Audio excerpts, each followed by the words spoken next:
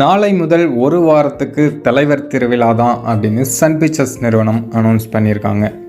நாளைக்கு சாயங்காலம் 6 மணிலேருந்து கூலி படத்தில் எந்தெந்த நடிகர்கள்லாம் நடிக்க போகிறாங்க அப்படிங்கிற கேரக்டர் அனௌன்ஸ்மெண்ட் கொடுக்க போகிறாங்க. அதுவும் ஒரு வாரத்துக்கு. இந்த அறிவிப்பை தான் சன் பிக்சர்ஸ் நிறுவனம் இன்றைக்கி வெளியிட்டிருக்காங்க.